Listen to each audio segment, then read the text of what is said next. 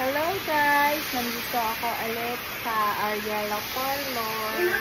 Nagpakulay ng buhok. Tapat ni Ariella. Ito naman si Ariella.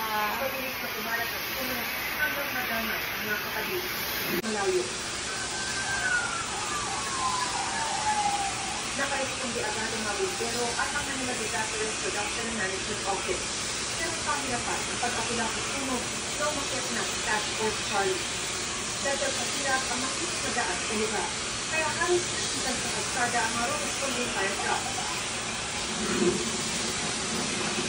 Nagsalot na rin ang tubig gamit ang isang stopper para mapabilis ang pag-akula. Natuwang na rin ang ibang fire volunteer group at Department of National Defense.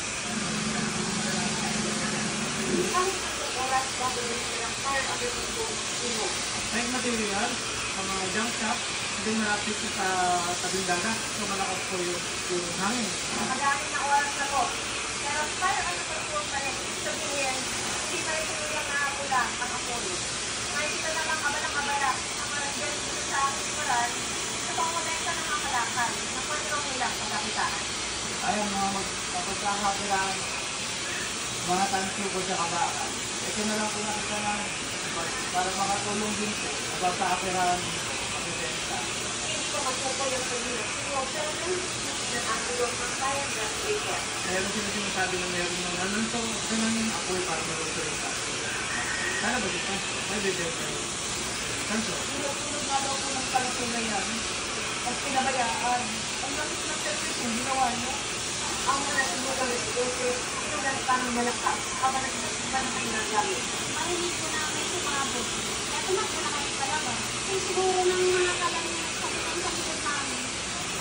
Ayun na, nataranta na kami. Nagtapuhan na po kami. Kung ano man po matulog, yun lang talagang dala namin sa labas. Kasama sa inisip nila ang mga alaga. Hindi na ba tayo kita ng basinamit namin yung mga alaga sa mga taas at mga pusa. Ayun lang po yung mga kapatid ba? Kaya wala na po kami ng gagawin. Pagbasa para maghanap mo ang Signal, lalo sa kanilunong at maabot na kanila. Pero meron ng 25 taon. Wala naman po kami sa po. Binitip ko na lang po yung bunso ko para makababalik kami. Lalo po kami babalik ko, wala na kasi tutumugan. Hindi na po ako. Meron lakas na lang ito ng mami. Kung hindi po rin. Mata pa ang Dito ro? Lali mo, sagot sa kanila, nagtatupang naita ng sugatan, sabi ng 2 bumbero. Sabi ka ng barangay inaresto naman ang pulis na nagnakaw ng mga tanso. Wala po. Pangalan ko, ang pinag-pinag ako.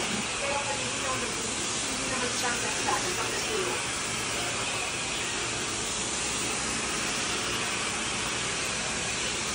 Before 21 p.m. na minute 11 student. Pero kwento niya, hindi raw niya kakilala. Unidentified tayo natin. Posible raw na dayo lang sa lugar ang mga sospek. Tumangging humarap sa nakatutok 24 oras.